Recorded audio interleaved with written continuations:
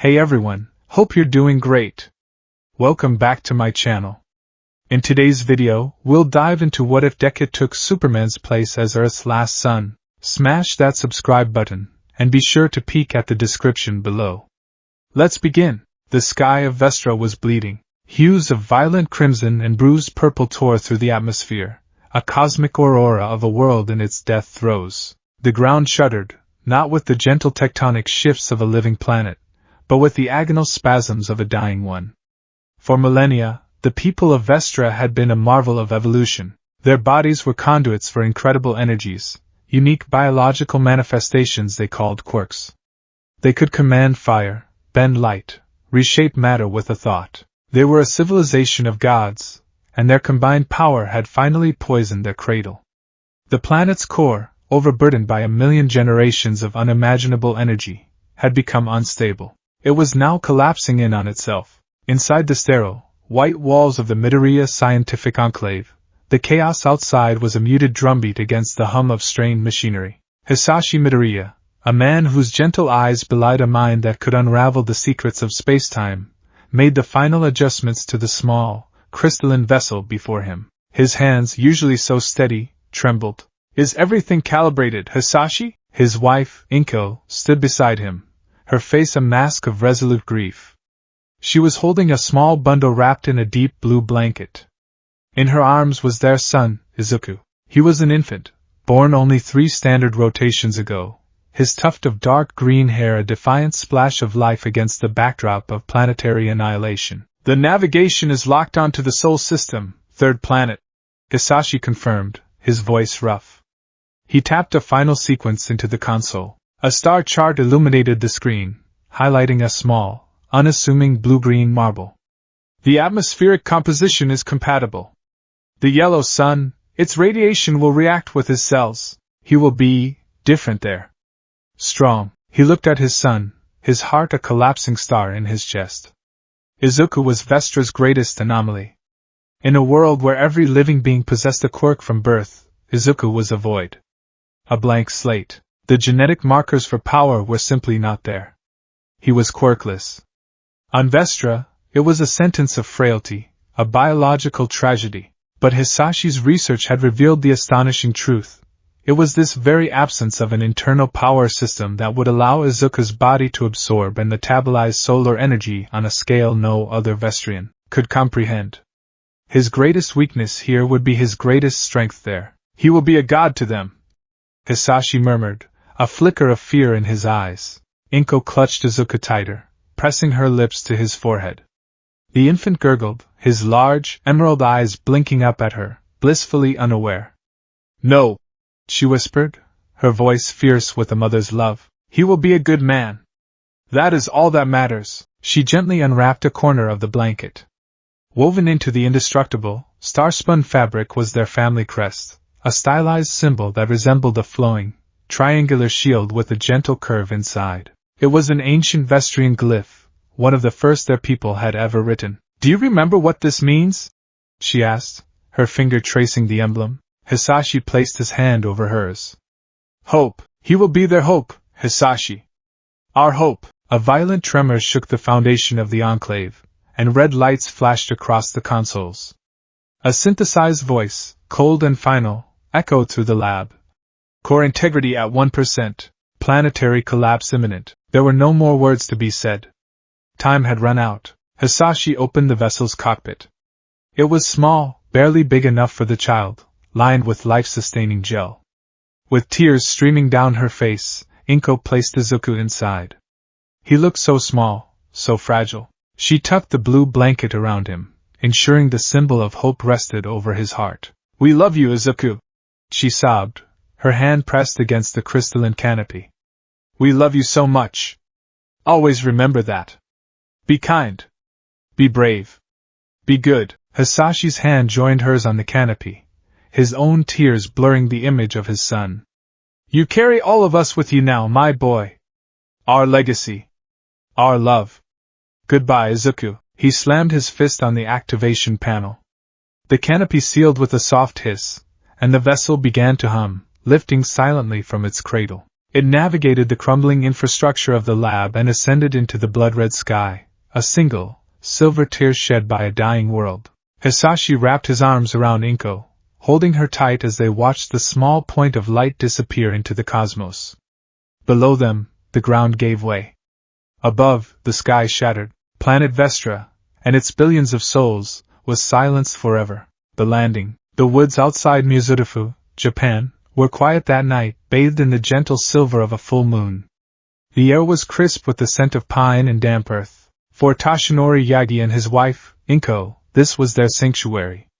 A place to walk, to talk, to escape the suffocating weight of their city apartment, and the dream that had slowly, painfully, become a certainty. They would never have a child of their own. Toshinori, a man whose towering frame seemed to fold in on itself these days, walked with a slight, almost imperceptible limp. A decade ago, he had been a hero, a rising star in the professional circuit. But one catastrophic battle had left him with a shattered body and a retired status. He still had the hero's heart, but the vessel was broken. Now, he worked a quiet desk job at a hero agency, filing reports for the men and women who could still do what he no longer could. "It's beautiful tonight," Inko said, her voice soft. She was a kind-faced woman whose smile rarely reached her eyes anymore. She squeezed her husband's hand. "Thank you for bringing me out here." "Always, my love," Toshinori replied, his deep voice a gentle rumble. It was then that the sky split open. A streak of emerald and white fire tore through the heavens, silent and impossibly fast. It was not a meteor. It moved with a terrifying purpose, descending with an unnatural grace. The two of them froze, staring up in awe and fear as it arced over the trees. It ended not with a cataclysmic explosion, but with a deep, resonant thump that shook the forest floor, followed by an eerie silence. The impact was a few hundred meters away. The hero in Toshinori, long dormant, surged to life. "Stay here, Inko!" he commanded, his voice regaining a shard of its old authority. "No!" she shot back, her grip on his hand tightening. "I'm not letting you go alone." He saw the determination in her eyes and knew it was useless to argue. He nodded, his face grim. "All right. But stay behind me." They moved through the dense woods, branches scratching at their clothes. The air grew strangely warm, and a low, pulsing hum vibrated through the soles of their shoes. They broke through a clearing and stopped dead. There, nestled in a crater of scorched earth and glassy, melted soil, was a ship. It was unlike any technology Toshinori had ever seen. It was small, no larger than a car, and crafted from a material that looked like polished obsidian, but it shifted with an internal, crystalline light. There were no seams, no rivets, no visible means of propulsion. It was alien. Utterly and completely alien. "Toshi, what is that?" Inko whispered, her voice trembling. Toshinori shielded her with his body, his mind racing. Was this an invasion? A scout? A weapon? He cursed his weakened state. Years ago, he would have been the first one here, ready for a fight. Now, he was just a man with a bad leg. As they watched, a section of the ship's dark surface became translucent. It wasn't a door opening. The material itself seemed to melt away like morning mist, revealing a small, padded interior. And nestled within, bathed in a soft, golden light, was a baby. The world seemed to stop. The fear, the shock, the strangeness of it all evaporated, replaced by a single, overwhelming reality.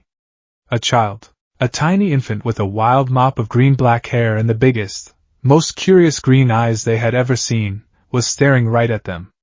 The baby wasn't crying. He simply watched them, a gurgle escaping his lips. Inko let out a soft gasp and, forgetting all caution, moved forward. "Inko, wait!" Toshinori hissed, but it was too late. She knelt at the edge of the crater, her hands clasped over her mouth. The baby shifted, and a dark blue blanket, adorned with a strange, beautiful symbol, pooled around him. He lifted a tiny hand, reaching out towards her. In that moment, Inko's years of aching, silent grief found their voice. A single tear rolled down her cheek, then another. This was impossible. A madness. A dream. But he was real. He's just a baby," she whispered, her voice thick with emotion. Toshinori moved to her side, his own guarded heart fracturing at the sight. He scanned the clearing, the sky, his senses on high alert. There was nothing. No one. Just the strange, silent ship and the child it had carried. A child sent from the stars, alone. An orphan. Inko looked up at him, her eyes pleading, shining with a desperate, burgeoning hope that terrified and thrilled him in equal measure. They didn't need to speak. He saw the question in her gaze, the same impossible, world-altering question that was echoing in his own soul. Slowly, carefully, Inko reached into the vessel. She gathered the infant in her arms, her touch infinitely gentle. The baby snuggled against her, his impossible journey across the void ending in the warmth of a mother's embrace. He felt so small, so real. She looked down at him, and for the first time in years, her smile was genuine, lighting up her entire face. Taishinori looked at his wife, holding a child from another world, and knew his life, their lives, had just been irrevocably changed. The authorities, the hero associations, logic itself, it all screamed that they should report this. But the sight of Inko holding that child, the look of pure, unadulterated love on her face, it silenced everything else. He knelt beside her, placing a large, protective hand on the baby's head. The green hair was soft as silk. "What's his name?" Taishinori found himself asking, the question feeling as natural as breathing. Inko looked down at the child, then at the symbol on the blanket. She didn't know what it meant, but she felt its power. She felt the weight of the story this child carried. "Izuku," she said, the name coming to her like a memory she didn't know she had. "His name is Izuku." And under the light of an alien moon, Taishinori and Inko Yagi took their son home. Childhood montage. Raising a child from the stars, they soon discovered, was an exercise in constant, loving vigilance. They gave him their name, Izuku Yagi, and a story.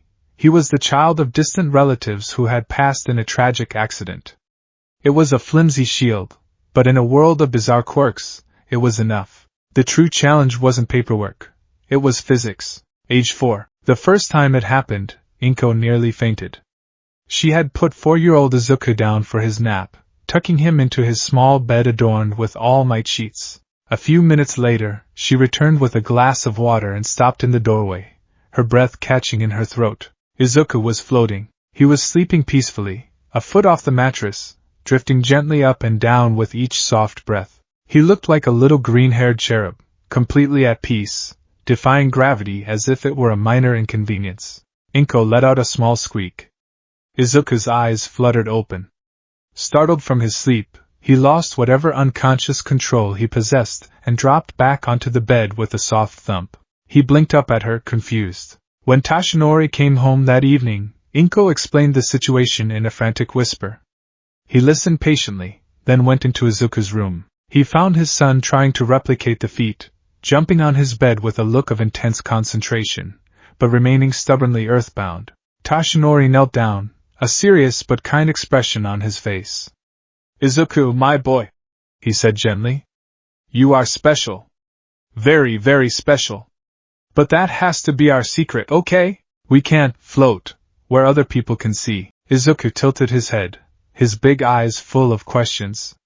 "Why, Papa?" "Because," Taishinori said, ruffling his son's unruly hair, "the world can be a scary place for people who are different. We need to learn control.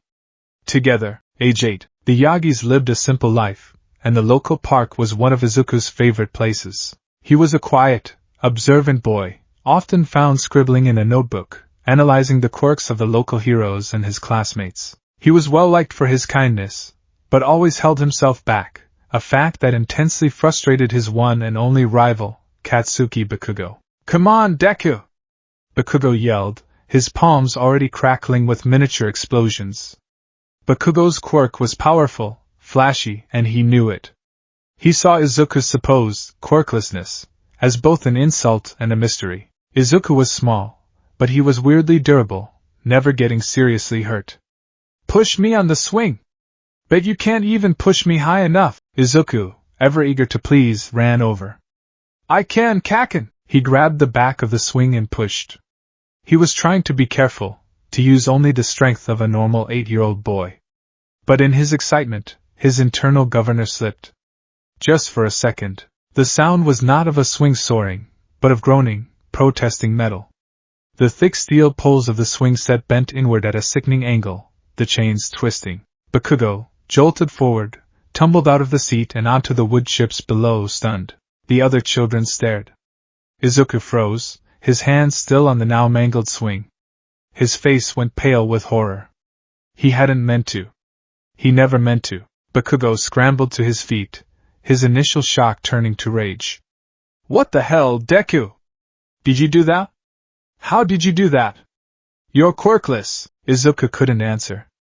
He just mumbled an apology and ran, the shouts of his classmates chasing him all the way home. That night, Toshinori spent 2 hours in the garage with a blowtorch and a car jack, trying to bend the steel back into a semblance of its original shape before the park maintenance crew could see it. Control, Izuku, he said later, his voice weary but not angry. It's like a muscle. The more you practice, the stronger it gets. You have to practice holding back. Age 12, Izuku's hero worship had reached its zenith. His room was a shrine to All Might, the current #1 hero and symbol of peace. Posters, bedsheets, and a prized, limited edition action figure that Toshinori had spent a month's savings on for his birthday. He was sitting on his bedroom floor, meticulously cleaning the figure, when a wave of frustration washed over him. He'd had another bad day at school. He had aced a physical fitness test without even trying, and his teacher had praised him for his hard work, while Bakugo had scowled at him, muttering that something was off about him. The constant effort of being less than he was exhausting. He stared at the All Might figure. All Might never had to hold back. He could be everything he was, all the time. Izuku felt a hot, prickling sensation behind his eyes. It was a feeling he'd had before, usually when he was upset or angry. His parents had told him to close his eyes and count to 10 when it happened. He squeezed his eyes shut. But the frustration was too much. He peeked. 2 pencil-thin beams of intense, red light shot from his eyes. They lasted for less than a second, but it was long enough. The beams sliced through the air and struck the All Might figure square in the chest. The high-grade plastic melted instantly, the hero's signature smile slumping into a grotesque, molten grimace. The smell of burning plastic filled the room. Izuku stared, horrified, at the ruined effigy of his idol. Tears welled in his eyes, hot and real this time. Toshinori found him there minutes later, cradling the melted figure, sobbing. He didn't scold him. He simply sat down on the floor, pulled his son into a hug, and let him cry. When the tears subsided, Toshinori picked up the ruined toy. I know it's hard, Izuku, he said, his voice softer than ever. This power inside you, it wants to be used. It's natural, but it's tied to your emotions. When you feel angry, or sad, or scared, you lose focus. He turned the figure over in his hand. A hero's greatest strength isn't his power. It's his heart. It's the ability to stay calm, to think clearly, and to feel compassion, even when everything is falling apart. Your powers don't make you a hero, Izuku. Your choices do. He looked his son directly in the eyes. You have the best heart of anyone I know. That's your real quirk. Never forget that. From that day on, their training changed. It wasn't just about holding back anymore. In the secluded woods where he first landed, Toshinori taught Izuku how to let go, how to control the heat of his gaze to warm a cup of tea, how to listen for a single falling leaf a mile away, how to leap over the tallest pines in a single, graceful bound. He was learning not just to suppress his powers, but to understand them, to master them, to become one with the impossible gifts the yellow sun had given him. The catalyst. 14 years had passed since the starfall. Izuku Yagi was a quiet, unassuming middle schooler, perpetually hunched over a notebook, his mind a whirlwind of hero stats and strategic analysis. He was still quirkless Izuku to his peers, the boy who dreamed of being a hero but lacked the one thing required. The irony was a constant, heavy weight on his shoulders. He possessed more power than every pro-hero in Japan combined, but he was terrified to use it. He was walking home, taking the long way over the Muzutafu Sky Bridge, a massive suspension bridge that spanned the city's industrial bay. He was mumbling to himself, dissecting the fighting style of the newly debuted hero Kamui Woods, when the screaming started. An explosion rocked the bridge, the shockwave nearly throwing him off his feet. A villain, a hulking brute with a quirk that seemed to turn his fists into piledrivers, was rampaging across the lanes of traffic. He slammed his fist into the road, and the asphalt buckled and cracked. Pro-heroes were already on the scene. The fiery Endeavor was trying to corral him, while a half-dozen sidekicks worked on civilian evacuation. Izuku, like everyone else, scrambled for cover, his heart pounding. He crouched behind a concrete barrier, his analytical mind kicking in despite his fear. The villain's quirk is powerful, but localized. The main threat is structural damage to the bridge. As if to punctuate his thought, the villain let out a roar and slammed both fists directly into one of the bridge's main support cables. The thick steel groaned, then snapped with a deafening report like a thunderclap. The entire section of the bridge listed violently.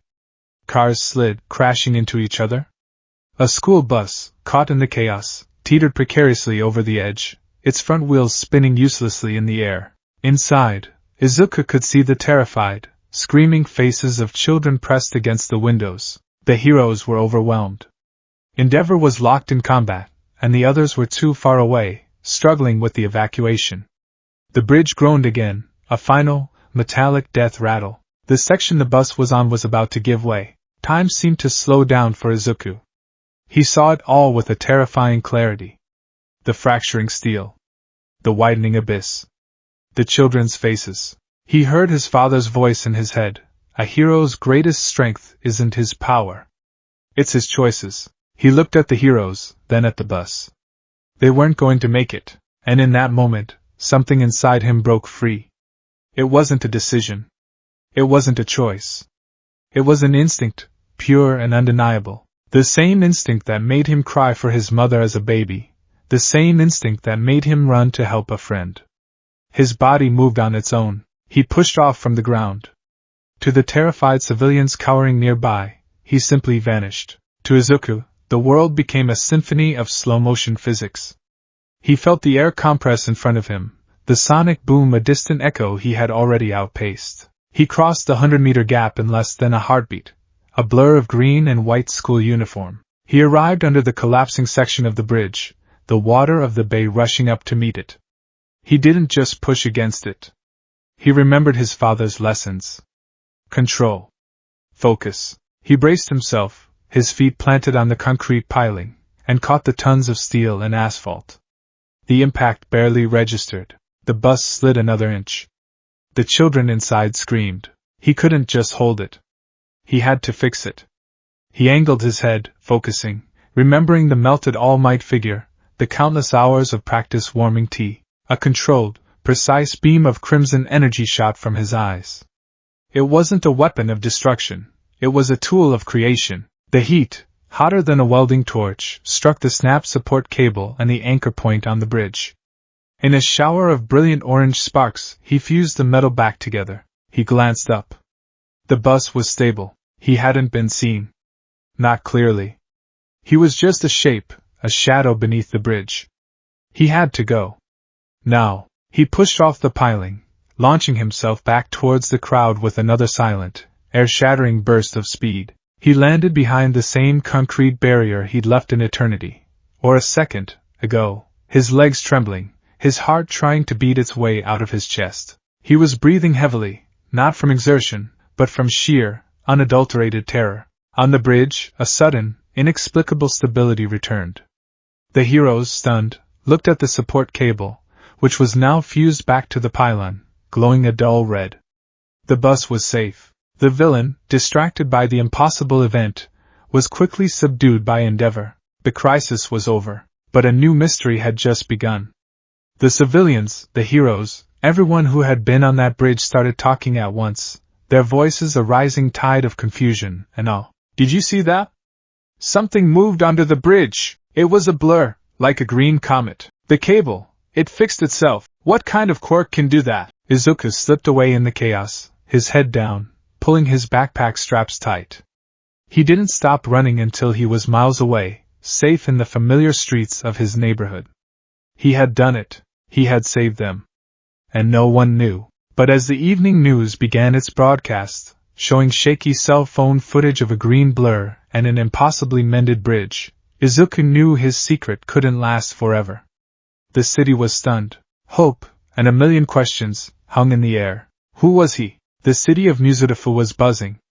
In the weeks following the Sky Bridge incident, a new name had entered the public lexicon, whispered in coffee shops, debated on hero forums, and splashed across sensationalist news headlines.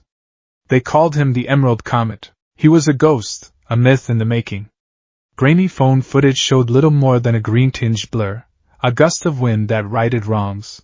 A car skidding on a wet street would suddenly find itself nudged back into its lane.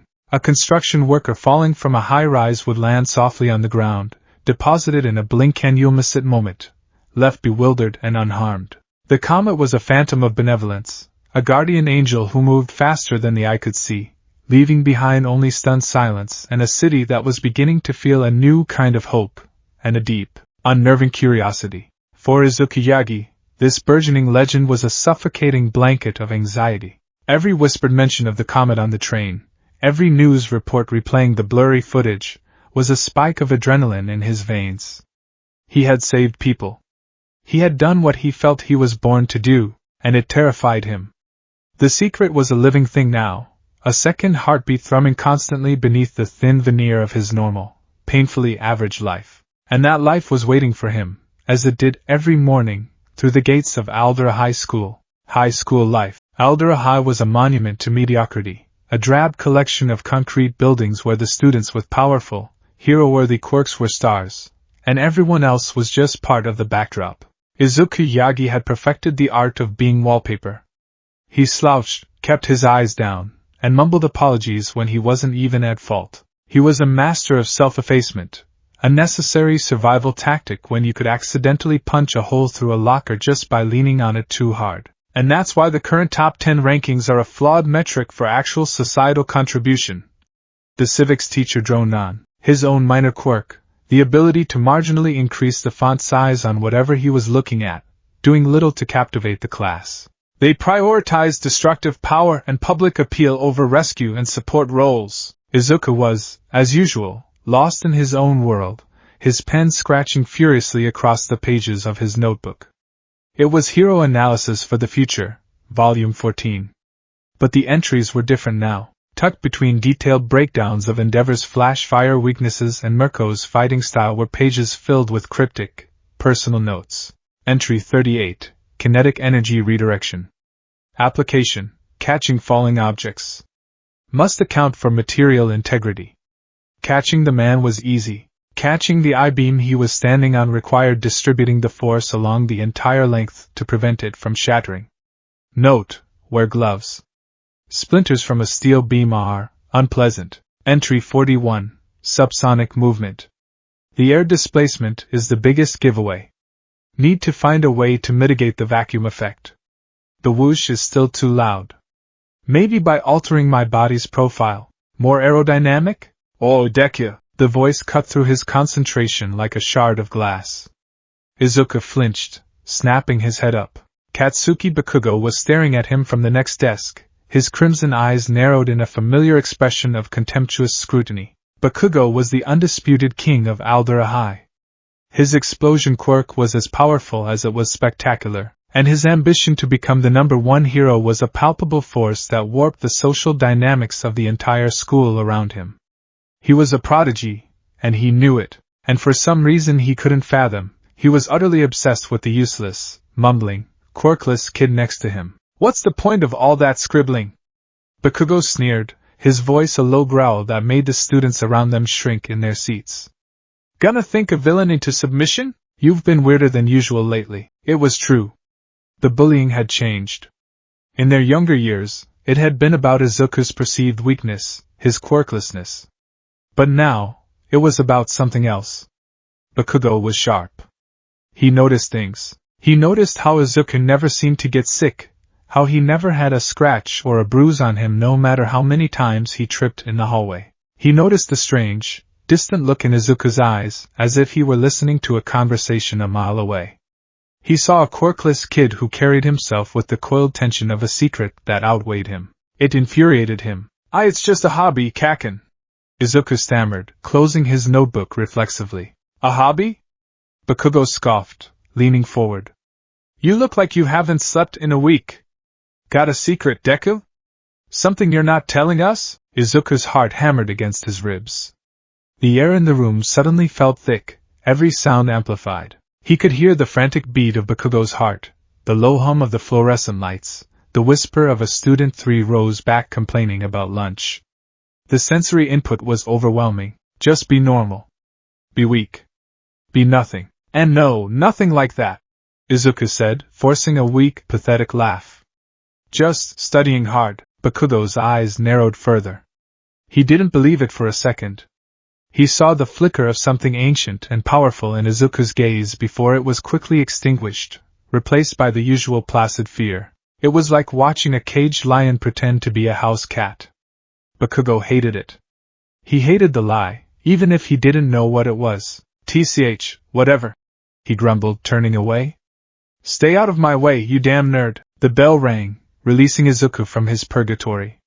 He gathered his things, his hands trembling slightly, and disappeared into the throng of students, another anonymous face in the crowd. The weight of his double life was a physical thing, a crushing pressure on his shoulders.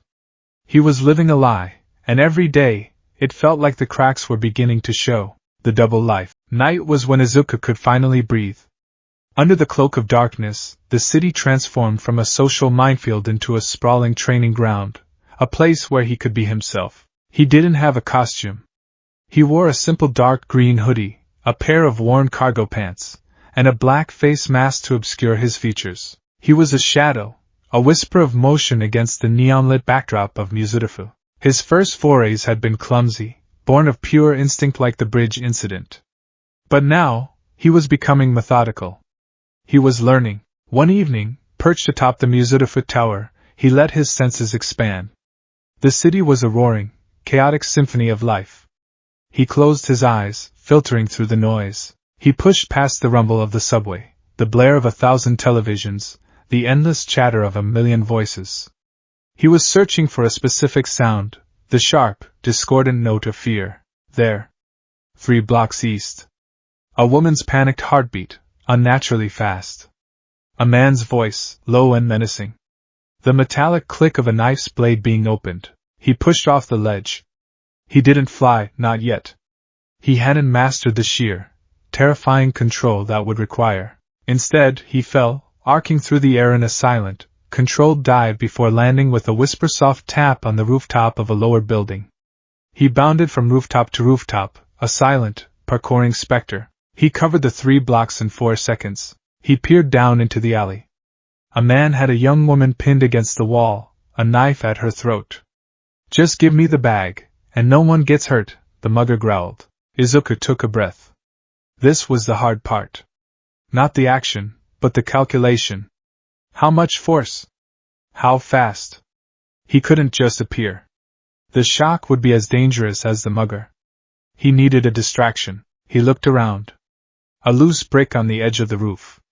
He focused a minuscule, precise beam of heat from his eyes onto a pebble just behind the brick. The pebble superheated and expanded, popping with a sharp crack. The brick toppled, falling into a metal trash can at the mouth of the alley with a tremendous clang. Both the mugger and his victim flinched, turning toward the noise. In that split second of distraction, Izuku moved. He dropped into the alley, a silent shadow. He was not a blur. He modulated his speed, moving just fast enough to be a disorienting flicker in their peripheral vision. He plucked the knife from the man's hand, the metal cold against his skin. He pushed the man away from the woman, his touch calibrated to feel like a firm shove from a normal human, not a multi-ton press. He bent the knife into a pretzel and dropped it to the ground.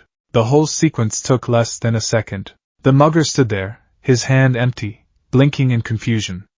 The woman was safe, leaning against the wall, her eyes wide with shock. Neither of them had seen him clearly. They just knew that one moment they were in danger, and the next they weren't. "Police," the woman stammered. Izuku was already gone, melting back into the shadows of the fire escape, his heart a steady, controlled drum. He didn't stay for thanks. He didn't want recognition. He just wanted to help. But the powers came with a cost. The hardest part wasn't the physical control, it was the sensory overload.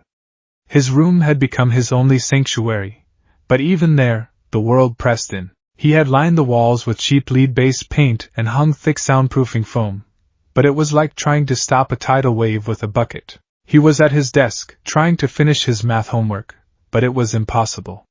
He could hear Mrs. Tanaka 2 floors down scolding her cat. He could hear the faint, rhythmic drip of a leaky faucet in the apartment building across the street. He could hear the frantic, whispered conversation of a couple having an argument a block away. Their words, their pain, their anger, flooded his mind. And then there was the vision. It had started as a strange, ghostly transparency, but it was getting stronger. He could see through his own hand, the intricate latticework of his bones. He could see the plumbing in the walls, the electrical wiring humming with power. He looked at his math textbook and accidentally saw through it, through the floor, through Mrs. Tanaka's apartment, all the way down to the building's foundation. It gave him a pounding, vertiginous headache. He squeezed his eyes shut, pressing the heels of his palms against them. Focus, focus, focus, he muttered, his voice strained. He tried to remember Toshinori's lessons. Build walls in your mind. Create filters. You are the master of your senses, not the other way around. He imagined a series of dials in his head. One for hearing. One for sight. He pictured himself turning the hearing dial down, down, down, until the cacophony of the city faded into a manageable hum. He did the same for his vision, forcing the world to become opaque again. Slowly, the headache receded. The world solidified. He was left panting, sweat beading on his forehead. He opened his notebook, flipping to a new section at the back. Entry 47, Auditory Filtering. Partial success. Managed to isolate and dampen ambient city noise for 3 minutes, 14 seconds. Concentration is key. Any emotional fluctuation causes the filters to fail. Anger seems to amplify hearing, fear sharpens vision. Need to maintain a state of calm. Meditation might help. Entry 48, X-ray vision. Still uncontrollable. The penetrative effect seems linked to focus. The harder I stare at something, the more I see through it. Extremely disorienting. Also, deeply invasive. Saw Mr. Henderson from 3B without his to pay. Must learn to control this. Privacy is important. A hero must respect that. He put his pen down, the weight of it all settling on him again. He was 14 years old. He should be worried about exams and crushes, not the philosophical implications of seeing through walls or the precise amount of force needed to disarm a criminal without shattering every bone in their arm. He was alone with this, a solitary god in a world of mortals, and the loneliness was a chasm that threatened to swallow him whole. He didn't know how much longer he could do it. The conversation. He came home late that night, slipping through the door as quietly as he could. The apartment was dark, save for a single lamp casting a warm, golden glow in the living room. His mother was asleep, but as he crept down the hallway, he saw a large silhouette sitting in an armchair, waiting. His blood ran cold. It was Toshinori. You're late. His father's voice was not angry, but it held a deep, resonant gravity that stopped Izuku in his tracks. I was at the library. Izuku lied, the words tasting like ash in his mouth. Toshinori sighed, a long, weary sound. He gestured to the empty chair opposite him. Sit down, Izuku. Izuku's shoulders slumped. He walked into the living room and sat, the silence stretching between them, thick with unspoken truths. He couldn't meet his father's eyes. He stared at his own hands, noticing for the first time a smudge of brick dust on his knuckles. Toshinori leaned forward, his elbows on his knees. His face, usually so full of warmth, was etched with concern. There have been 27 reported instances of the Emerald Comet in the past 3 weeks, he said, his voice quiet but firm. 27 events where impossible things have happened. 27 people who are alive and safe today because of a mysterious, anonymous benefactor. Izuku's head snapped up, his eyes wide with panic. I'm not a fool, son. Toshinori continued, his gaze softening. I know it's you. I've known since the bridge. Izuku opened his mouth to deny it, but the words wouldn't come. The dam of his secrecy, so carefully maintained for so long, finally broke. Tears welled in his eyes, hot and shameful. I'm sorry, he whispered, his voice cracking. I had to. People were in trouble. I couldn't just stand there and do nothing. I know, Toshinori said, and the simple affirmation was a release. And I have never, ever been prouder of you. He reached across, placing a large, warm hand on Izuku's shoulder. You have a good heart, Izuku. The best. It's the first thing your mother and I saw in you, all those years ago. That's what I'm most proud of, and, he added, his grip tightening slightly, that's what I'm most afraid for. He stood up and walked over to a heavy oak chest in the corner of the room, a family heirloom that held old photo albums and keepsakes. He knelt and opened it. When he returned, he was holding something wrapped in oilcloth. You are reckless, Toshinori said, his voice taking on the tone of a retired hero who remembered the cost of a single mistake. You move without thinking, you leave yourself exposed. You have all this power, but no training, no protection. What happens when someone sees you? What happens when a villain gets a lucky shot? What happens when the world finds out what you are and decides to fear you instead of thank you? He placed the bundle on the coffee table between them and slowly unwrapped it. Izuku gasped. It was the blanket. The one from the ship. The one he had been wrapped in when he arrived on Earth. He hadn't seen it in years. His parents had kept it stored away, a relic of a past he barely understood. The deep blue fabric seemed to drink the lamplight, its surface shimmering with an unearthly quality. It was impossibly smooth, impossibly durable. In the center, the elegant, flowing symbol, the Midoriya family crest from a dead world, seemed to pulse with a faint, inner light. This fabric, Toshinori said, running his hand over it. It's indestructible. We've tried to cut it, burn it, tear it. Nothing works. It came with you. It is a part of your story. He looked up, and his eyes were filled with a profound, solemn love. You can't keep doing this in a hoodie and a mask, my boy. You can't be a ghost forever. The people you save, they need to see you. They need a face to trust. A symbol to look up to. He pushed the blanket across the table towards Izuku. A hero needs a costume, Toshinori said, his voice resonating with the weight of his conviction. And a symbol to stand for. Izuku stared at the blanket, his mind reeling. This was more than just a piece of cloth. It was his heritage. It was the last gift from the parents he would never know, and a new one from the father who had raised him. It was a bridge between the son of Vestra and the son of Earth. He reached out, his trembling fingers touching the strange fabric. It was cool to the touch, yet it seemed to hum with a latent energy, a warmth that resonated deep in his bones. He traced the outline of the symbol, the ancient glyph for hope. His father wasn't forbidding him. He wasn't telling him to stop. He was telling him to become what he was always meant to be. He was giving him permission to be a hero, not a secret vigilante, not a myth, but a real hero. The fear was still there, a cold knot in his stomach. But for the first time, it was overshadowed by something else. A flicker of excitement. A surge of purpose. He looked up at his father, the tears in his eyes no longer from fear or shame, but from gratitude. Okay, Izuku whispered, his voice full of a newfound resolve. Okay, Dad. He gathered the blanket in his arms, the weight of a secret transforming, at long last, into the weight of a promise. The conversation with his father had been a key turning a locked door. On the other side was not a path of ease, but a sprawling, sun-drenched landscape of terrifying possibility. For the first time, Izuku was not just hiding a secret, he was preparing to build a life around it. The weight on his shoulders had not vanished, but its nature had changed. It was no longer the crushing gravity of a secret, but the heavy, noble mantle of a responsibility he was finally choosing to accept. The first step in that journey began, not in the crucible of a crisis, but in the quiet, gentle space of the Yagi family's living room, with a sewing machine, a pot of tea, and a fabric woven from the heart of a dead star. The suit. Inko Yagi was a woman of many quiet talents.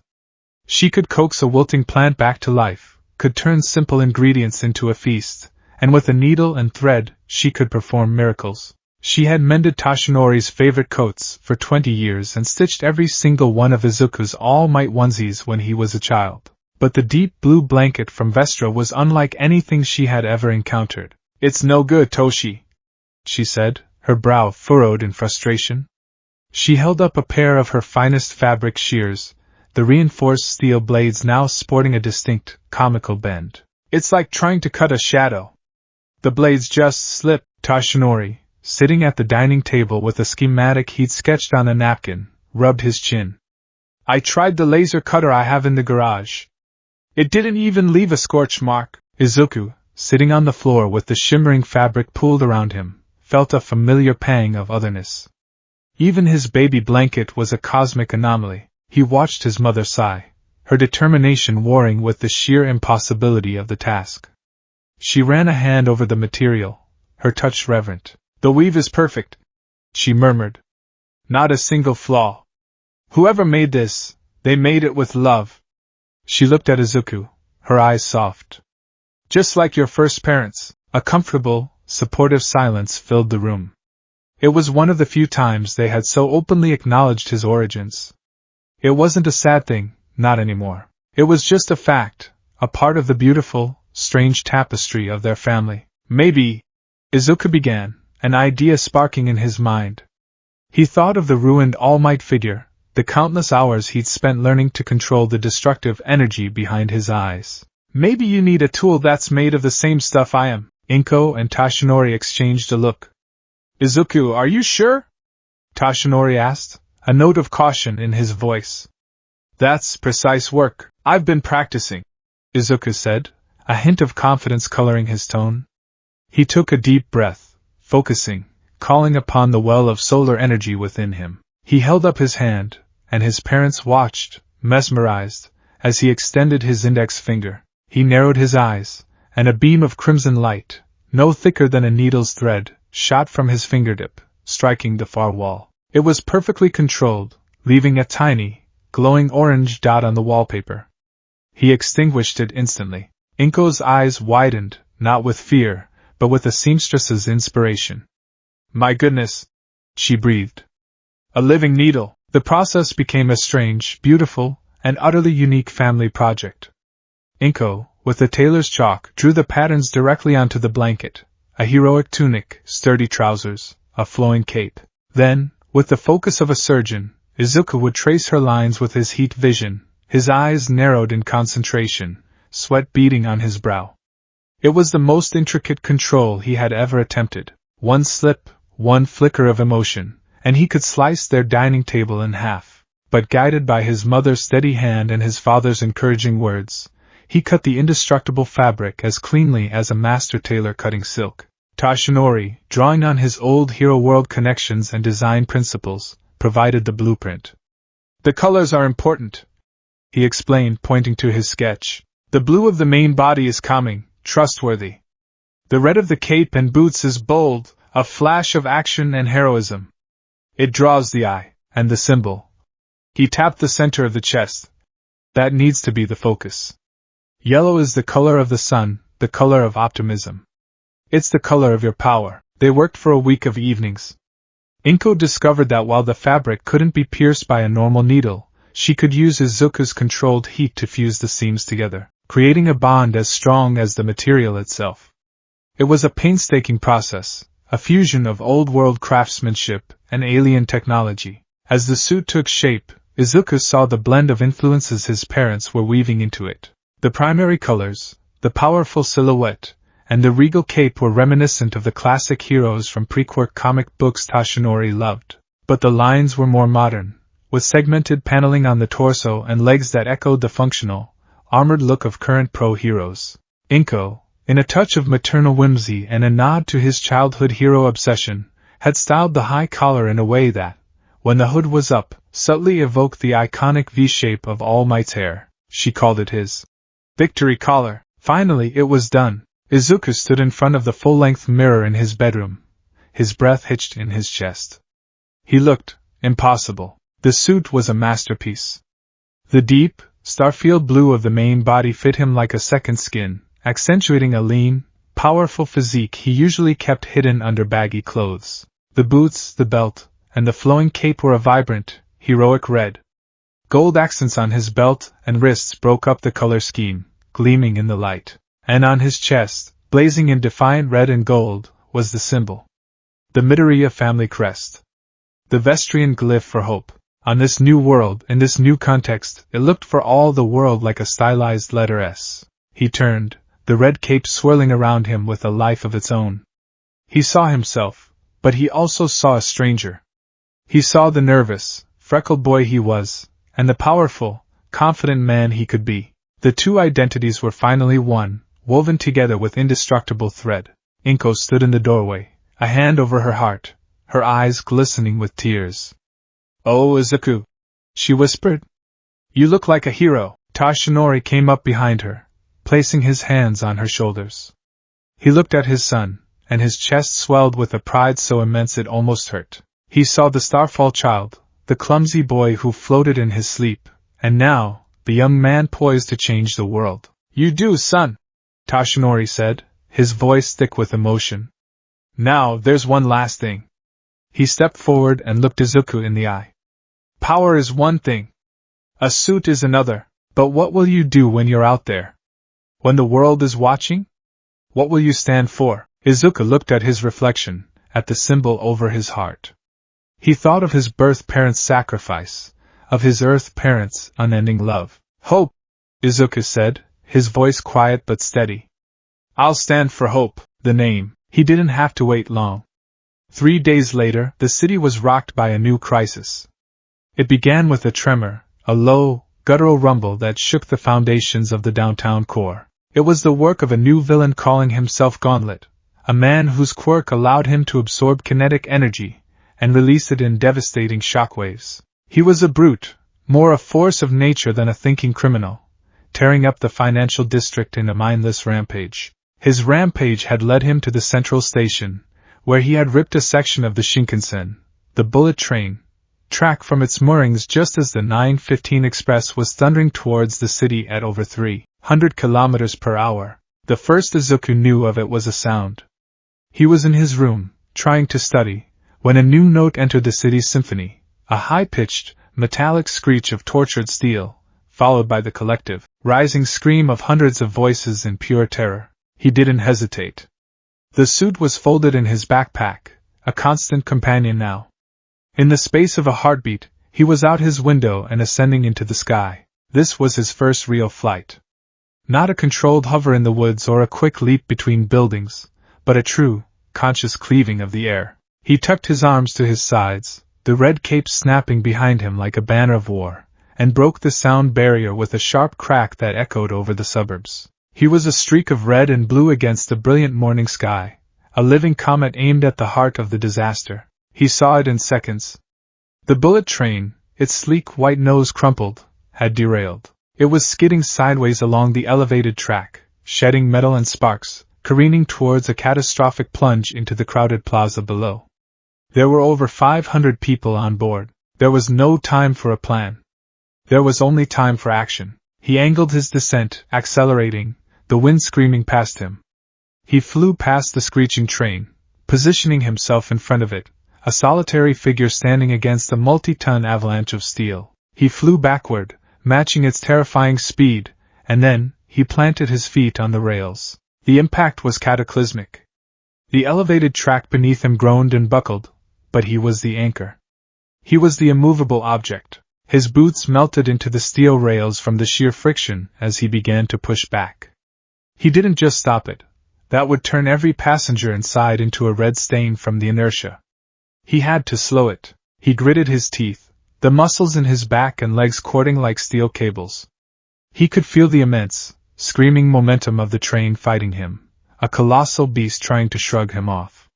He held firm. Meter by agonizing meter he bled its speed, the sound of grinding metal a deafening roar. The front carriage, which had been teetering over the edge, was now 100 meters from the brake. Then 200, then 500. Finally, with a last, shuddering groan, the train came to a stop. Silence descended, broken only by the distant wail of sirens and the soft, terrified sobs from within the train. Izuku stood there, breathing heavily, steam rising from where his boots had fused to the track. He looked up and saw hundreds of faces staring at him from the train's windows, their expressions a mixture of raw terror and dawning, incredulous awe. His work wasn't done. He heard a roar from the station behind him. "Gauntlet, enraged that his spectacle had been interrupted, smashed a pillar, sending debris raining down on the emergency services who were just arriving. Izuku pushed off the track, the melted steel giving way with a soft tearing sound. He landed in the plaza below, a 3-point superhero landing he hadn't practiced but felt instinctively right. He stood up, and for the first time, the world saw him. He was a vision. The sun glinted off the golden symbol on his chest. The red cape billowed gently in the breeze.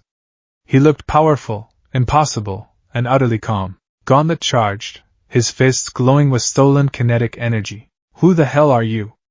the villain bellowed. Izuku didn't answer with words. He simply stood his ground.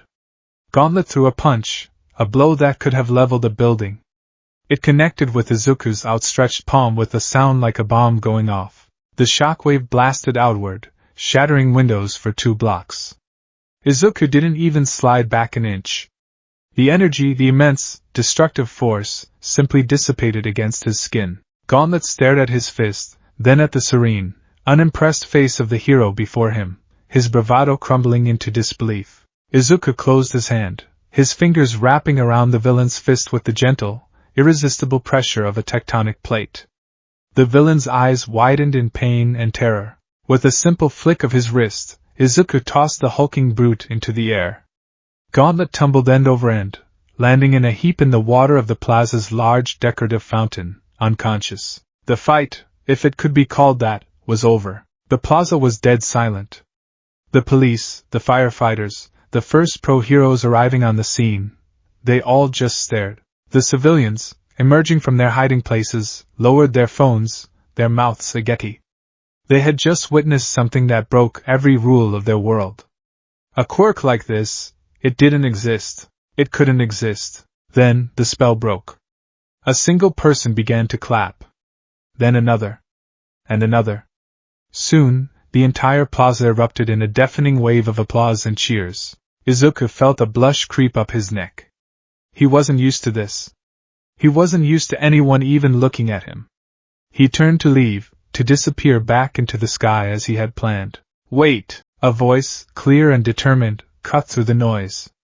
A young woman with a round, friendly face and a brown bob haircut was pushing her way through the police cordon, holding a press pass in one hand and her phone, recording, in the other.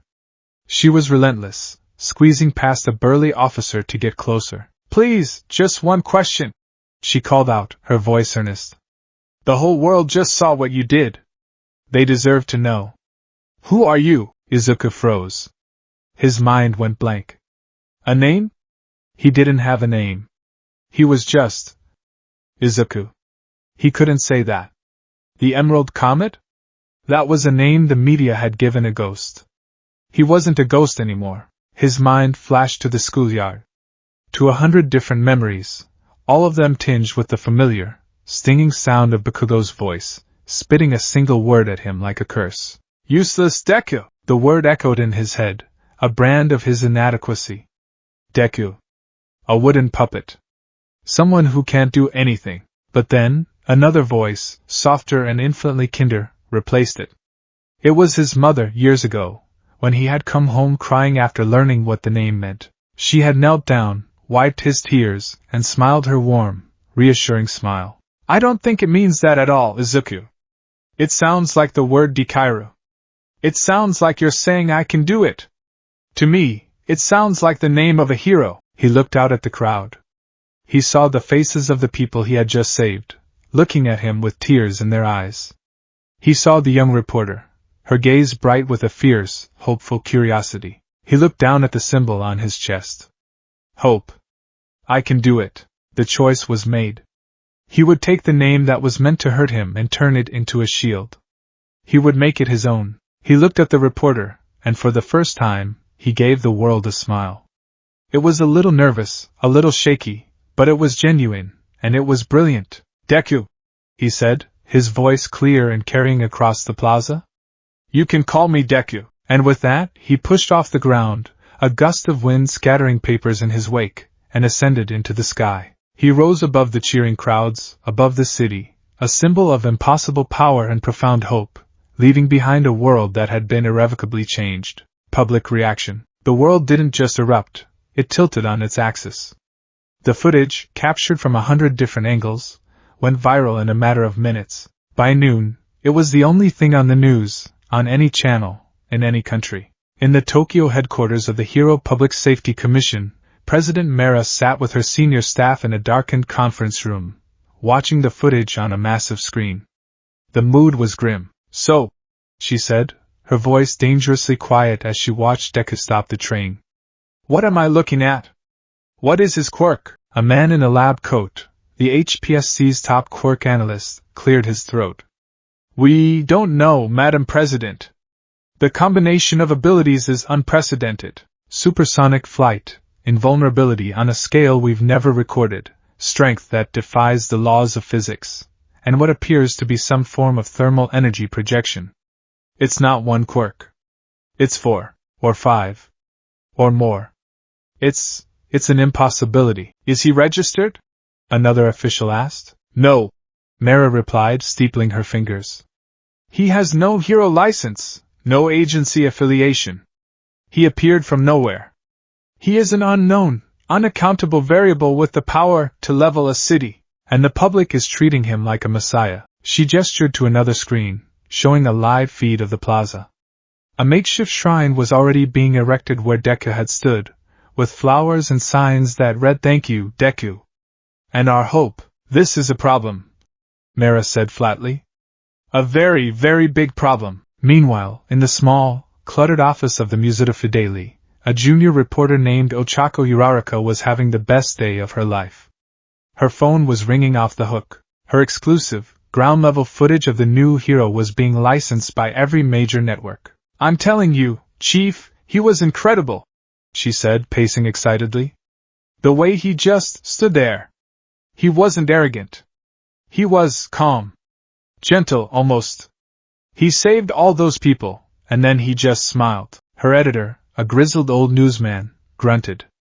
"It's a good story, Uraraka. But the name's a bit weird. Deku?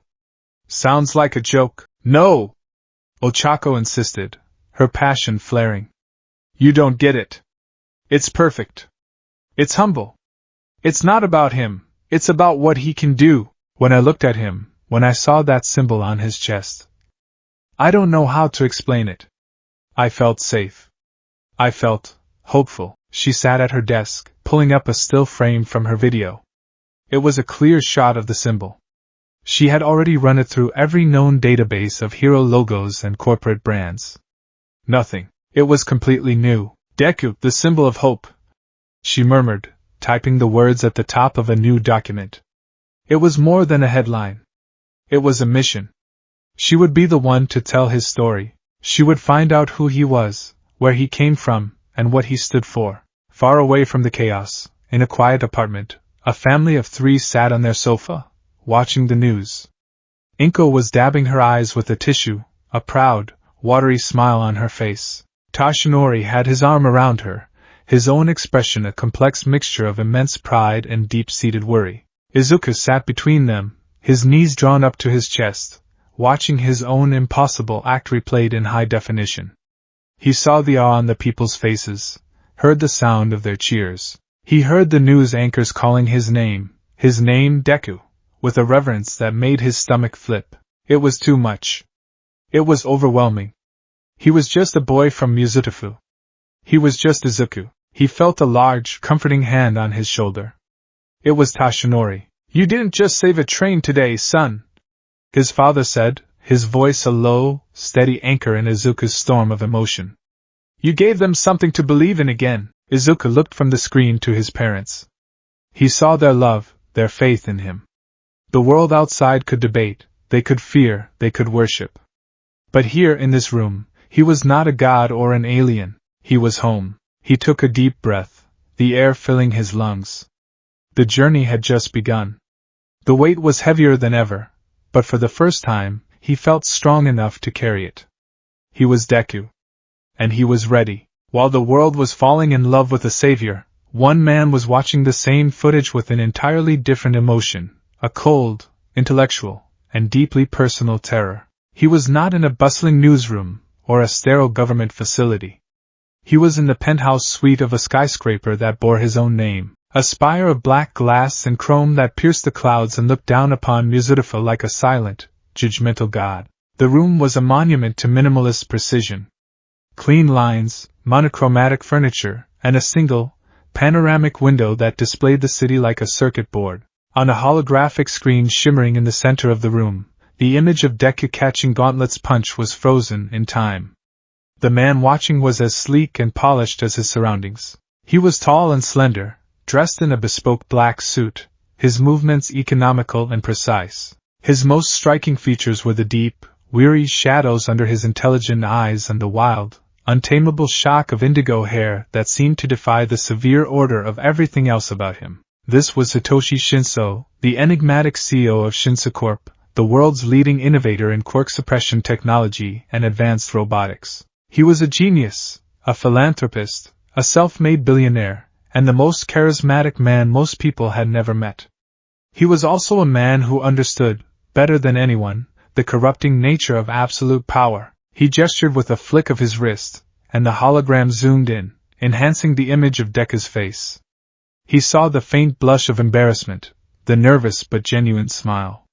The world saw a hero. Shinso saw an existential threat of unprecedented magnitude. "Run the analysis again," he said, his voice a calm, low baritone that filled the silent room. A disembodied, feminine AI voice responded. "Analysis complete, Mr. Shinso. Energy readings are off the scale. No known quirk matches the profile. Biological markers are inconclusive. From all available data, the subject designating himself Deku should not exist. And yet he does," Shinso murmured, turning away from the image to look out at the city below. He saw the ant-like scurry of people, the blinking lights of traffic, the entire, fragile ecosystem of human endeavor. He saw a society built on a delicate balance of power. Pro-heroes, for all their might, were still human. They could be injured, they could be held accountable by laws, they had limits. They were a known quantity. This was something else. This was a god descending from the heavens, and humanity was cheering its own obsolescence. The roots of Shinso's cynicism ran deep, entwined with the very fiber of his being.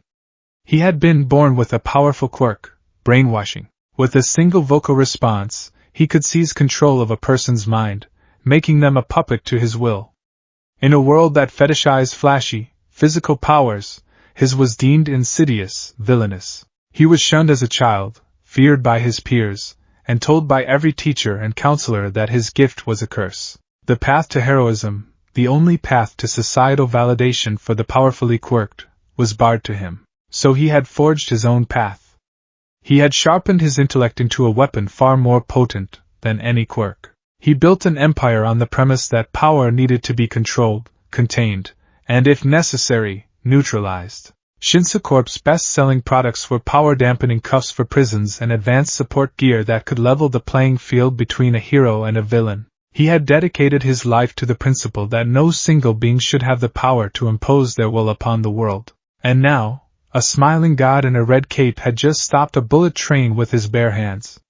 The hypocrisy of it all was a bitter pill. Society had feared him for the potential to control one mind at a time, but they were laying wreaths at the feet of a being who could, on a whim, hold the entire planet hostage. He is a walking, talking weapon of mass destruction with no oversight, no allegiance, and no known weaknesses, Shinso said to the empty room. He is the most dangerous thing to happen to this planet in the history of human civilization. And they are selling action figures of him, the AI responded. Public approval rating for Deku is currently at 94%. Merchandising contracts are being offered by every major toy and apparel company. Shinso's lips thinned into a grim line. The world doesn't need a god, Kyoka, he said, addressing the AI by the name he had given it. It needs a failsafe. He turned back to the window, his reflection a pale ghost against the glittering cityscape. He saw the path forward with absolute clarity. The world was blind, drunk on the spectacle of salvation. They needed to be shown the truth. They needed to be taught to fear. Kyoka, he said, his voice taking on a new, harder edge. Divert all discretionary RD funds to Project Prometheus. I want every satellite we have access to, every sensor array, every deep Earth scanner pointed at any location that shows anomalous energy readings. I want to know where he came from. I want to know what he is, and then... He paused, his eyes gleaming with a cold, righteous fire. I want you to find me a stone to throw at him, the seeds of doubt. Hitoshi Shiso did not wage wars with his fists, he waged them with words, images, and ideas. He was a master of narrative, and he knew that to topple an idol, you couldn't just tear it down, you had to poison the ground it stood on. His campaign began subtly. It started not with a direct attack, but with a question, posed by a neutral political commentator on a late-night talk show, a commentator whose network had received a generous grant from the Shinsu Corp Philanthropic Foundation just last week. Look, what this Deku did was incredible, no one is denying that, the commentator said, leaning forward earnestly. But we have to ask the hard questions. Who is he? Is he a Japanese citizen? Is he even human? He is operating completely outside the legal framework of the Hero Public Safety Commission. Who holds him accountable if he makes a mistake? Who pays for the damages when he stops the train by melting the tracks? The question was an ember, and Shiso fanned it into a flame. Op-eds began appearing in major newspapers, penned by respected academics and legal scholars, all of whom had been invited to a very exclusive, all-expenses-paid symposium hosted by Shinsu Corp a month prior. The articles were brilliant, filled with nuanced arguments about sovereignty, ethics, and the precarious balance of power. They praised Deku's actions while simultaneously framing him as a constitutional crisis in a cape. In a world of laws, we cannot be beholden to the whims of a single, benevolent dictator, no matter how powerful. One influential piece concluded. Next came the visual media. Shinsu Corp's media division produced a slick, primetime documentary special titled The God in Our Skies, Savior or Threat? It was a masterpiece of propaganda. It opened with heart-wrenching interviews with the people Deku had saved, their faces filled with tearful gratitude. It showed the stunning footage of his heroism. And then, it pivoted. Using sophisticated CGI, the documentary presented chilling hypothetical scenarios. What if Deku had failed to stop the train, and his attempt had sent it careening into a hospital instead? What if the next villain he fought was in a crowded urban center, and their battle leveled 3 city blocks? The footage was disturbingly realistic, showing a smiling Deku floating above a scene of devastation he had inadvertently caused. The documentary's star interviewee was Hitoshi Shiso himself. He was presented not as a critic, but as a concerned citizen, a voice of reason. He sat in a simple, well-lit office, no hint of his immense wealth, his expression one of somber sincerity. "Power is a fire," he said, his voice calm and persuasive. "In the right hands, it can warm a home, cook a meal. In the wrong hands, or even in the right hands on a bad day, it can burn the whole world down. This being Deku, he is a walking star. The heat he gives off feels like warmth now. But we have to consider what happens if he gets too close. What happens if he loses his temper? What happens on the day he decides that his idea of good is different from ours?" He leaned forward, his gaze direct, mesmerizing. "My company has spent decades creating systems to ensure that no one quirk can dominate another. We believe in checks and balances. All I am asking is, who is the check on this man? The question isn't whether he will misuse his power.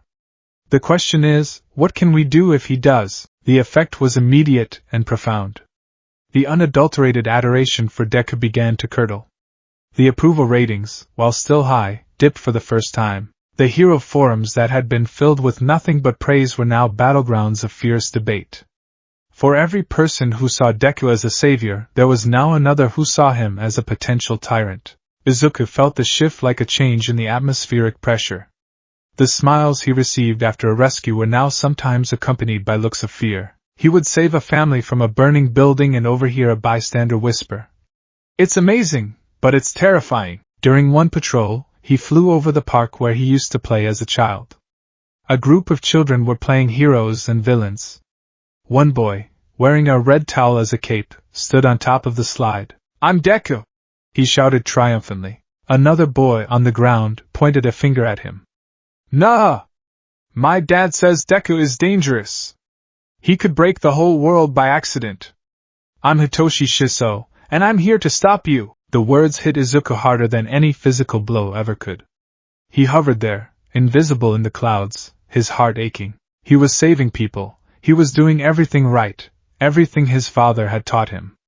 Why were they afraid of him? He saw Shinsa's face on every screen, heard his calm, reasonable voice sowing seeds of doubt, and he felt a helpless frustration. How do you fight a man who is attacking you with logic? How do you punch a question? He was an alien god, and Hitoshi Shinso had just reminded the world how much they feared the unknown, the investigation. While Shinsa's public relations machine was working to sway the hearts and minds of the public, his scientific teams were engaged in a far more direct assault. In the sublevels of Shinso Tower, in a laboratory shielded by layers of lead and secrecy, Project Prometheus was in full swing. Status report, Shinso said, striding into the lab. The room was a hive of activity, scientists and engineers hunched over consoles, their faces illuminated by the glow of data streams. A lead scientist, a sharp-eyed woman named Dr. Eris Thorne, met him. We're making progress, sir. The global sensor net is active. We've been cross-referencing all known energy phenomena from the last 20 years with localized atmospheric disturbances and seismic anomalies. And we found something, she said, her voice tight with excitement. She led him to a large holographic map of Japan. A single point, deep in the forested mountains outside Mizurufu, was flashing red. 14 years ago. A massive energy spike, consistent with Cherenkov radiation, but with a unique signature we've never seen. It was accompanied by a localized seismic event and a burst of gamma rays. It was officially recorded as a meteor strike, but the data doesn't fit. The trajectory was controlled. The energy dissipation upon impact was negligible. Whatever it was, it didn't crash. It landed. Shinsa's eyes narrowed. 14 years ago. That would make the subject a teenager. A child, when he arrived. It fit. Do we have a location? Pinpointed to within a 10-meter radius. Dr. Thorne confirmed. We dispatched a geological survey team under the guise of a university research project 2 days ago. They sent back their first soil and fragment samples this morning. She led him to a shielded containment chamber.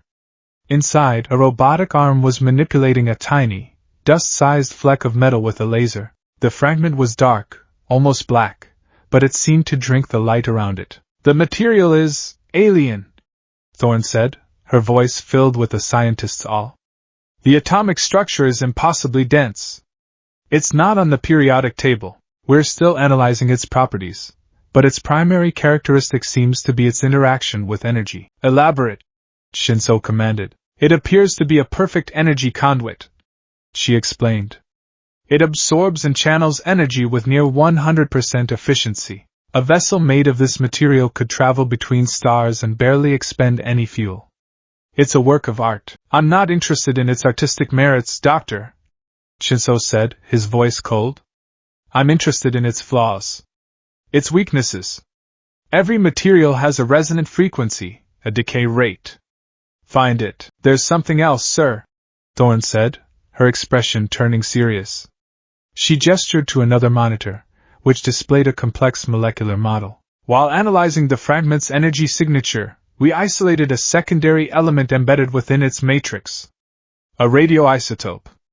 We believe it was the vessel's power source. When we bombarded it with simulated yellow sun radiation, the same type of radiation our sun emits, the isotope became highly unstable. She typed a command, and a simulation played on the screen. The isotope began to glow, emitting a sickly, ethereal green light. The energy waves it pulsed out were chaotic, disruptive. What does that radiation do? Shinso asked, his gaze fixed on the screen. To normal human cells? Nothing. It passes right through. But our models suggest that for a cellular structure designed to absorb and metabolize solar radiation, a biology like our subjects, for instance, the effect would be catastrophic. Dr. Thorne paused, letting the weight of her discovery settle. The radiation acts as a specific, targeted poison. It wouldn't just block the cell's ability to absorb solar energy. It would actively and violently destabilize them, causing systemic cellular decay. It would be agonizing. In sufficient quantities, it would be lethal. A slow, predatory smile spread across Hitoshi Shinsa's face. It was the first time anyone in the lab had seen him smile in weeks. He looked at the glowing green isotope on the screen, the solution to his existential problem. The world was afraid of a god, and he had just found the one thing that could turn that god back into a mortal. He had found his stone. "Can you synthesize it?" he asked, his voice a low, dangerous whisper. Dr. Thorne nodded. "We can. It will be a slow, painstaking process. The isotope is incredibly volatile. But yes, we can make more." "Excellent," Shiso said, turning to leave the lab. "Begin production immediately. Give it a designation." Thorne looked at the data stream, at the planet of origin Hisashi and Inko Midoriya had programmed into their ship's logs, a name that had been buried in the data for 14 years. "Project designation," she confirmed, "is Vestrite." Shiso walked out of the lab, his mind already leaping ahead, formulating a plan. The seeds of doubt had been sown. The weapon was being forged. Now, all that was left was to engineer the stage. He would not just defeat the alien. He would do it in front of the entire world. He would show them all that their god could bleed, and in doing so, he would become their true savior. The man who was not afraid to stand up to a god. The man who held the leash. The adulation of the world was a strange and hollow comfort. It was a roar that Izuku could hear even from miles above the earth, a constant hum of expectation, praise, and increasingly a sharp, acidic undercurrent of fear. He had a name now. He had a symbol. But he felt more adrift than ever before. Hitoshi Shinse's calm, cutting words had done more damage to his spirit than any villain's punch ever could. Shinso hadn't attacked his actions. He had attacked his existence. He had held up a mirror to the world, and in Izuku's reflection, he had shown them a monster. What happens on the day he decides that his idea of good is different from ours? The question haunted him. It followed him as he patrolled the skies, a silent shadow clinging to his cape. He was trying so hard to be perfect, to be the flawless savior everyone wanted, but the pressure was immense. Every decision was fraught with a new, terrifying weight. If he moved a collapsing building to the left, was he endangering the people on that side? If he stopped a high-speed chase, was the resulting traffic jam preventing an ambulance from reaching its destination? He needed answers. Not about how to be a hero. His parents had taught him that, but about what he was. The questions Shiso posed to the world were questions Izuku had been asking himself in the dark for years. Where did he come from? Why was he so different? Why was he here? There was only one place in the universe he could think of that might hold the answers. He had not been back since the night he arrived. The memory was not his own, but a story told to him by his parents, a modern-day fairy tale about a child who fell from the stars. But he knew the location. Tashinori had shown it to him on a map once, his expression solemn. "This is where your life began, son. And where ours did too." One moonless night, when the city's symphony of noise felt particularly oppressive, he slipped out of his apartment and flew. He didn't soar with purpose as Deku, the symbol of hope. He drifted, a silent, troubled soul seeking a ghost. He flew towards the deep, dark woods outside Muzurifu, the place where his journey began. The forest was different after 14 years.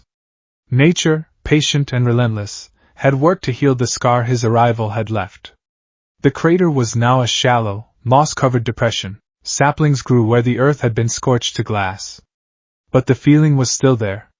A strange energy that hummed just beneath the surface, a faint resonance that only he could feel. It was the song of his own otherness. He landed softly in the center of the depression, the fallen leaves barely rustling under his boots. He closed his eyes, extending his senses, not his super-hearing, but something deeper, an instinct. He could feel it. A large, dense mass, buried deep beneath his feet. He began to dig.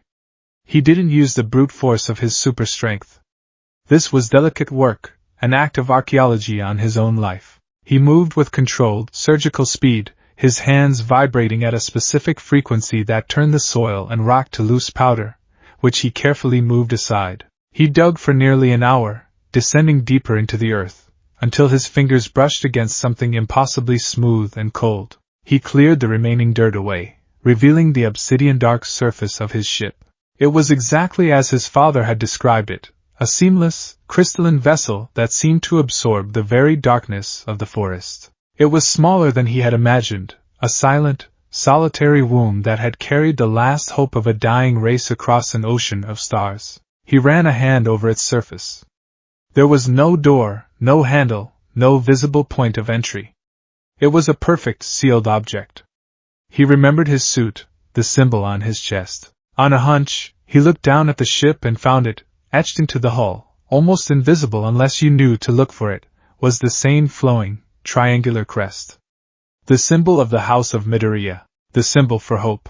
He placed his palm flat against it. For a moment, nothing happened. Then a low, resonant hum began to vibrate from the vessel, traveling up his arm and into his very bones.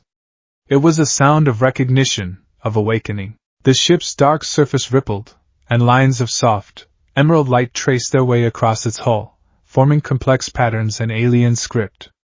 The ground around him began to glow. He stepped back as the ship itself seemed to dematerialize, its physical form dissolving into a cascade of light particles that flowed into the ground beneath him. The earth gave way, and he found himself standing not in a hole in the ground, but on a smooth, metallic platform that was rapidly descending. The walls of the shaft were a blur of rock and soil, but soon they gave way to gleaming, crystalline walls that pulsed with a soft, internal light. He was in a much larger chamber now, one the ship had apparently carved out for itself upon landing, a hidden sanctuary.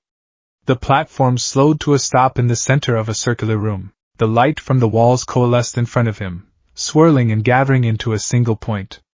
The particles spun faster and faster, forming a vaguely humanoid shape. Then, the light solidified. Standing before Izuku was a man. He was not made of flesh and blood, but of pure, shimmering data, a ghost woven from light. He was tall, with the same unruly dark hair as Izuku, though his was streaked with gray at the temples.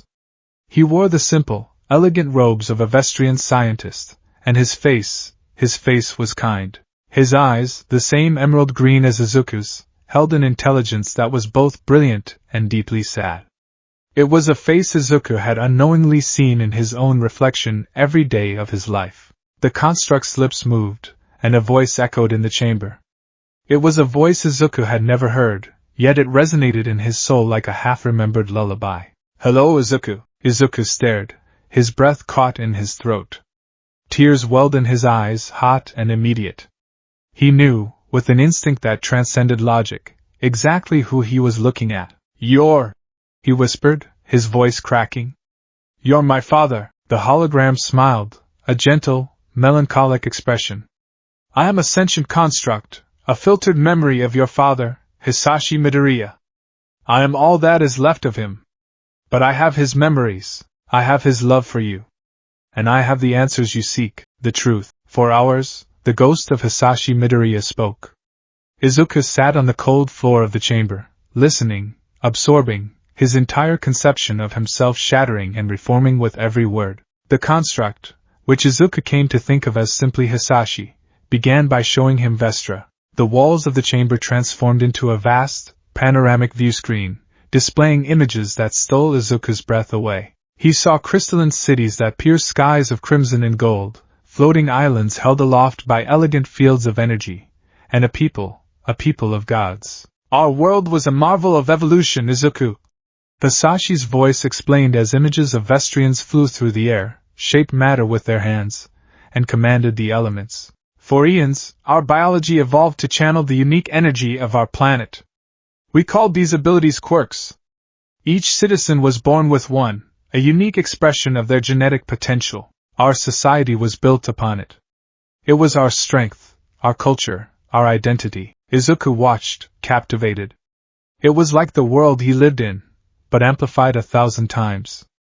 A world where everyone was a superhero. "But we were arrogant," Hisashi continued, and the beautiful images flickered, replaced by complex scientific diagrams of a planetary core, glowing in angry, unstable red. "We never considered the cost. The cumulative energy output of billions of quirk users over millions of years had a profound effect on our planet. We were poisoning it from the inside out. Vestra's core became a repository for our excess power, and it began to destabilize. We were a civilization of living nuclear reactors, and our world was on the verge of meltdown." He showed Izuku the frantic, final years. The scientific warnings ignored by a dogmatic ruling council, the failed attempts to stabilize the core. The utter, devastating certainty of their extinction. There was no time. Izuku murmured, his heart aching for a world he had never known. There was only enough time for one last, desperate hope. Hisashi's image said, turning to look directly at Izuku. There was only enough time for you. The walls now showed a diagram of Izuku's own cellular structure, next to that of a typical Vestrian. You were an anomaly, my son. A genetic improbability. In a world where everyone had a quirk, you were born without one. A blank slate.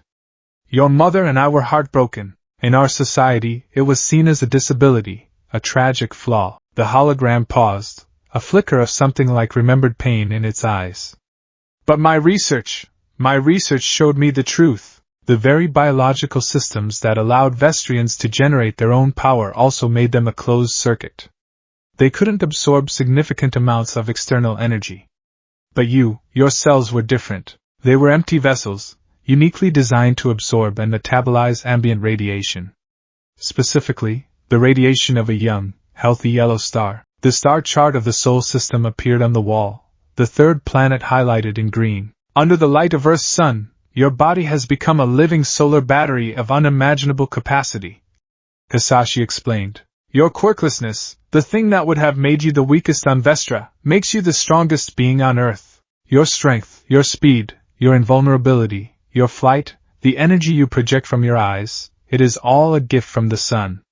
You are not a god, Izuku. You are a flower, and the sun has allowed you to bloom. Izuku looked down at his own hands, seeing them in a new light. All his life, he had been quirkless Izuku. The name Bakugo had given him. Deku was a brand of that uselessness. The irony was so profound, so cosmic, it was almost painful. His greatest perceived weakness was the source of his infinite strength. My name? Izuku asked, his voice barely a whisper. Is it really Izuku? Hisashi's image smiled warmly. It is. Your mother Inko chose it. It is an old name on Vestra, one that means one who will surely come. A prophecy. You are Izuku Midoriya. That is your name, the name of our house. A heavy silence fell in the chamber.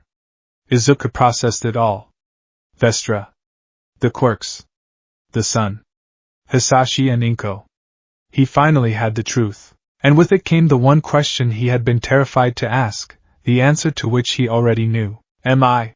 He started, unable to finish. Hisashi's form grew dimmer, sadder.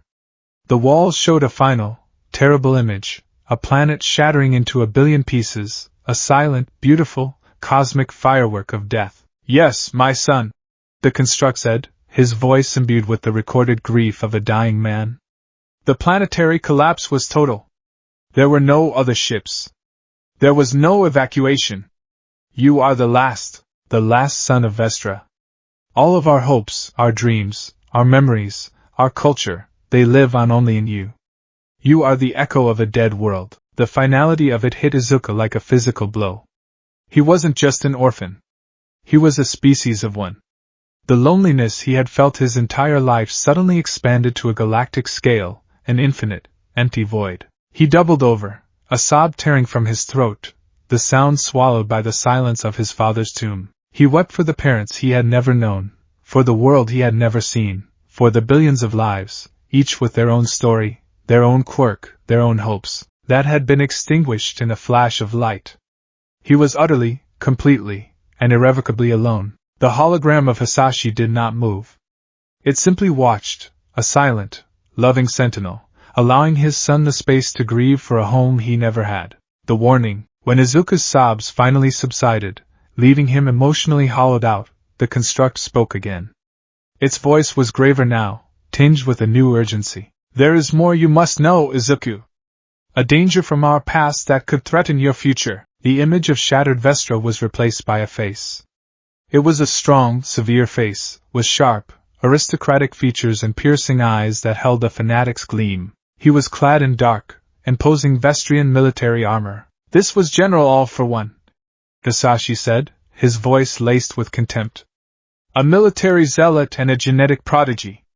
His quirk was unique, even for Vestra. He could steal the quirks of others, hoarding them for himself, leaving his victims as empty shells, like you were at birth. He believed that power was the only true measure of worth, that the strong should rule, and that Vestra's destiny was not to live in peace, but to conquer the stars. Izuku felt a chill run down his spine. The name, the ideology, it was a terrifying echo of a legendary villain from Earth's own dark past. He amassed a following, a cult of personality, and attempted to overthrow Vestra's High Council, of which I was a member. Hisashi continued. He sought to seize control of our planetary defense systems and turn them into an engine of conquest. He was brilliant, charismatic, and utterly ruthless. And he nearly succeeded. The walls now showed a chaotic scene of battle in the skies above Vestra, explosions of light and energy that dwarfed any conflict Earth had ever known. We defeated him. But we could not kill him. His combined powers made him nearly indestructible, so the Council, using our most advanced and forbidden science, created a prison from which there could be no escape.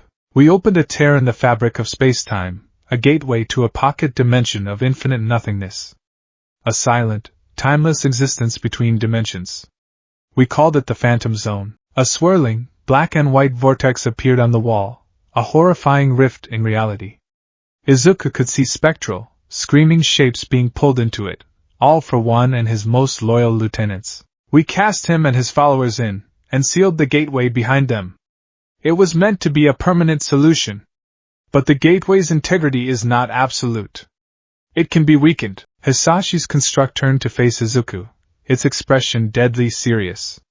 The technology in this ship, the very fabric of my matrix, is keyed to the same dimensional frequencies as the Phantom Zone projector. A powerful, sustained energy signal broadcast from any piece of advanced Vestrian technology could act as a resonance key, weakening the prison's walls from this side of reality. It could create a pinpoint of instability. A crack. It would be a 1 in a trillion chance, but it is a chance nonetheless. You must be careful, my son. The ghosts of Vestra must remain ghosts. Izuku's mind raced. Vestrian technology. A powerful energy signal. His ship was the only piece on Earth. As long as it remained dormant, hidden, the threat was contained. A new layer of responsibility settled upon him. He was not just a hero, he was the warden of a cosmic prison. Simultaneously, miles away, in the sterile, soundproof depths of Shinso Tower, Dr. Eris Thorne watched a robotic arm carefully lower a vial of shimmering, viscous green liquid into a magnetically sealed container. The liquid pulsed with a soft, nauseating light, a beacon of pure malice. Synthesis of the first viable sample is complete, sir, she said into her comms link. Hitoshi Shinso observed the process from his penthouse office, the image displayed on his holographic screen. He felt a profound sense of satisfaction, the cool, clean pleasure of a complex equation being solved. What's its half-life? He asked. Stable, Dr. Thorne's voice replied. As long as it's shielded from solar radiation, it remains inert. But when exposed, the energy output is remarkable. We've designated it Vestrite, as requested. Excellent work, Doctor, Shinso said. Begin mass production. I want enough to line a containment cell. I want enough to forge into a projectile. He cut the connection and swiveled his chair to face the window. He looked down at the city, his city. He had been so focused on finding a weakness, a way to control the alien god. But the discovery of Vestrite opened up a new, far more ambitious possibility. Control was temporary. Fear was a better motivator, but it was still unreliable. Eradication was permanent. For the first time, Shinso allowed himself to consider the endgame. Not just proving Deku could bleed, but removing him from the board entirely. He framed it not as murder, but as a necessary, preventative measure. A vaccine for a planetary disease. The world is not ready for a god, he said softly to his own reflection. But perhaps they are ready for the man who can kill one. He brought up a new file on his screen. It was a plan, one he had been formulating for weeks. It involved a controlled demolition, an engineered disaster, and a public stage where the whole world could watch their savior fall. All he had been missing was the weapon, and now, he had it. Back in the subterranean chamber, Izuku stood up, his body aching with emotional exhaustion. The holographic image of his father was beginning to flicker. My energy reserves are nearly depleted, the construct said. This ship has been dormant for a long time. It will need to recharge from the ambient energy of the planet. I must rest. Wait, Izuku said, a note of panic in his voice. He couldn't lose him again, not now. Will you be back? Hisashi's smile was faint, but warm. I will always be here for you, Izuku. In the heart of this ship. In your memories. In the symbol you wear on your chest. You are the best of two worlds, my son. You have your mother's compassion and my intellect. But the heart, the hero's heart, that is all you. Make them a world worthy of your mother's sacrifice. The image dissolved into a final, swirling cascade of light that flowed back into the ship's central console, leaving Izuku alone in the soft, ambient glow of the chamber. He was alone, but he was not lost. He looked at the symbol on his chest, no longer seeing just a letter S or a family crest. He saw the face of his mother, Inko, telling him he could be a hero. He saw the face of his father, Toshinori, handing him the blanket and giving him his blessing. And now, he saw the faces of two other parents, a man and a woman he had never met, who had sacrificed everything in the hope that he would survive and be a good man. He was Izuku Midoriya. He was the last son of Vestra. He was the adopted son of Earth. He was the warden of a terrible secret and the carrier of a legacy of hope. He placed a hand on his ship, his fortress, his tomb. A new, unshakable resolve settled in his heart. He would not fail them. He would protect this world, his world, from any threat, whether it came from the darkest corners of the city, or the silent, screaming void between the stars. The weight was heavier than ever, but for the first time, he felt strong enough to carry it all.